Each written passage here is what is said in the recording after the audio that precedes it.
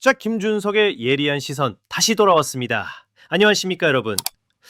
오늘 우리는 단순한 패배에 대해 이야기하려는 게 아닙니다. 아니요, 그보다 훨씬 더 깊고 어쩌면 더 무서운 현상에 대해 이야기해야겠습니다. 바로 음모론이 극심한 열등감을 만났을 때 벌어지는 일. 저는 이것을 이성의 마비라고 부르고 싶습니다. 여러분, 기억하십니까? 중국이 우리 대표팀에 0-3으로 패했을 때만 해도 그들의 반응은 분노와 현실 부정이었습니다.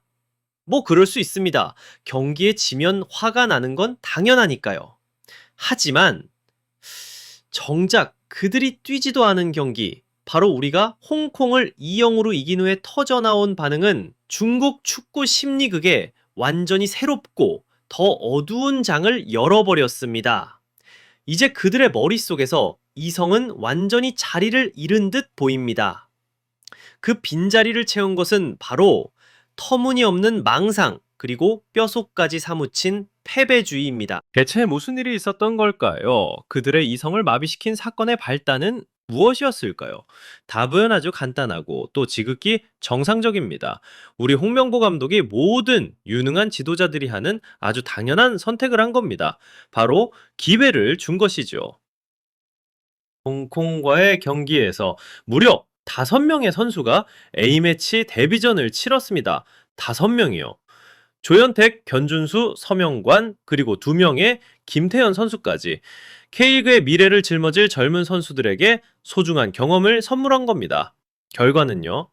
K리그가 키워낸 젊은 결, 강상윤과 이호재의 연속골로 거둔 2-0, 아주 기분 좋은 승리였습니다.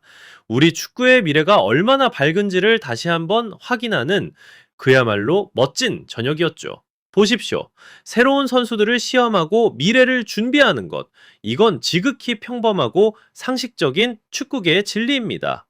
그런데 말입니다. 바로 이 지극히 평범한 사실이 중국 축구의 심리에는 치명적인 독이 되어버린 겁니다. 자, 바로 이 지점에서부터 코미디와 비극이 뒤섞인 아주 기묘한 심리극이 펼쳐지기 시작합니다. 평범한 축구 경기 하나가 만들어낸 중국의 반응은 정확히 두 갈래로 나뉩니다. 하나는 황당하기 짝이 없는 음모론이고, 다른 하나는 처절하기 그지없는 자기 비하입니다. 우선 첫 번째, 망신주기 음모론부터 보시죠. 정말 헛웃음이 나올 지경입니다. 그들은 홍명보 감독이 선수를 테스트했다는 단순한 사실을 절대로 받아들이지 못합니다. 대신 한국이 일부러 우리를 망신 주려고 2군에 2군을 내보냈다는 엄청난 소설을 쓰고 있습니다. 우리가 홍콩을 이긴 것이 결국 자신들의 0-3 패배를 더욱 비참하게 만들기 위한 고도의 계산이었다는 거죠. 여러분, 이게 바로 전형적인 피해자 심리입니다. 현실의 문제를 정면으로 마주할 용기가 없으니 상상 속의 적을 만들어내고 그 뒤에 숨어버리는 겁니다. 그들은 왜 우리는 이렇게 약한가 라고 묻는 대신 왜 한국은 우리에게 이런 굴욕을 주는가 라고 묻고 있습니다. 모든 책임을 외부의 악의적인 의도 탓으로 돌리며 스스로의 무력함은 애써 외면하고 있는 겁니다.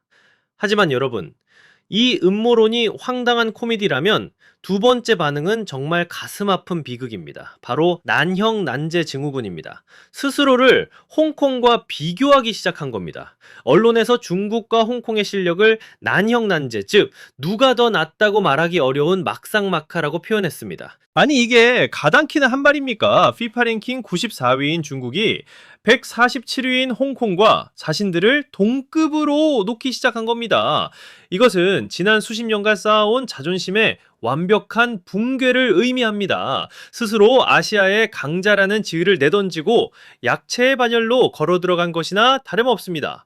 그 근거는 더욱 기가 막힙니다. 뭔지 아십니까? 바로 우리 대한민국을 상대로 중국과 홍콩 모두 유효 슈팅을 단 한 개도 기록하지 못했다는 겁니다. 공격다운 공격 한 번 해보지 못했다는 그 처참한 기록을 서로가 동급이라는 증거로 삼고 있는 겁니다. 결국 실패의 동질감 속에서 위안을 찾으려는 아주 처절한 자기 합리화인 셈이죠. 그리고 마침내 이 비극의 클라이맥스가 찾아옵니다. 앞서 말씀드린 황당한 음모론과 처절한 자기 비하, 이 두 가지 감정이 하나로 뒤엉켜 이제 거대한 심리적 폭탄이 되어 터져버립니다. 중국의 주요 언론 매체 중 하나인 왕이에서 나온 기사입니다. 제가 한 글자 한 글자 천천히 원문 그대로의 의미를 전달해 드리겠습니다. 지금의 중국 대표팀은 홍콩 같은 팀을 상대로 승리를 장담할 수 없다. 여러분, 똑똑히 들으셨습니까? 승리를 장담할 수 없다. 이건 분노한 축구 팬의 푸념이 아닙니다. 길거리의 비관론자가 내뱉는 말이 아닙니다. 중국을 대표하는 언론이 공식적으로 내린 진단입니다. 스스로의 입으로 자신들의 추락을, 자신들의 무력함을 인정한 겁니다. 바로 이 순간 켜켜이 쌓여온 공포가 이성을 완전히 집어삼킨 겁니다. 자, 스스로 패배를 인정한 뒤에는 무엇이 남았을까요? 그 거대한 심리적 폭탄이 터진 후에 그들은 어떤 행동을 보였을까요? 남은 것은 바로 그 공포에 기반한 행동뿐입니다. 다시 일어서서 반등을 꾀하는 대신 그들은 일본과의 경기를 앞두고 완벽한 약자의 자세로 돌아섰습니다. 그들은 자신들의 공포를 행동으로 증명하고 있는 겁니다. 이제 그들의 목표는 더 이상 승리가 아닙니다. 홍콩이 일본에게 당했던 것처럼 처참한 대패만은 면하자는 소극적인 목표가 전두가 된 것입니다. 한때 아시아의 맹주를 자처하던 그 위상은 온데간데 없고 이제는 그저 대회의 들러리, 승점을 내주는 팀으로 전락할 것을 스스로 예고하고 있는 겁니다. 그렇습니다, 여러분. 그들의 전쟁은 이제 우승 경쟁이 아닌 꼴찌 탈출 전쟁이 되어버렸습니다. 어떻게 하면 일본에게 덜 질 수 있을까? 어떻게 하면 홍콩을 이겨서 최하위만을 면할 수 있을까? 이것이 지금 중국 축구가 마주한 처참한 현실입니다. 자, 여러분, 이제 이 기나긴 분석의 마지막 단전입니다. 오늘 우리가 목격한 이 모든 현상을 되짚어보면 우리는 한 가지 중요한 사실을 깨닫게 됩니다. 지금 중국 축구가 겪고 있는 가장 크고 가장 고통스러운 패배는 한국에게 0-3으로 졌다는 그 스코어보드 위의 숫자가 아닙니다. 아닙니다. 진짜 패배는 바로 그들 자신의 머릿속에서, 그들의 생각 속에서 벌어지고 있습니다. 그들은 지금 경기장 위에서만 지고 있는 게 아닙니다. 그들은 자기 자신과의 싸움에서, 스스로의 생각과 인식과의 전쟁에서 처참하게 무너지고 있습니다. 그리고 여러분, 그것이야말로 그라운드 위에서의 패배보다 훨씬 더 만회하기 어려운 진짜 패배일지도 모릅니다. 자, 결론을 말씀드리겠습니다. 오늘 우리는 중국 축구가 걸어온 경이로운 심리적 추락의 과정을 목격했습니다. 상대에 대한 분노에서 시작해 현실을 부정하고 스스로 음모론의 주인공이 되더니 결국에는 홍콩과 자신을 동일시하는 자기 비하에까지 이르렀습니다. 이것이 바로 자존심의 죽음이자 이성의 종말입니다.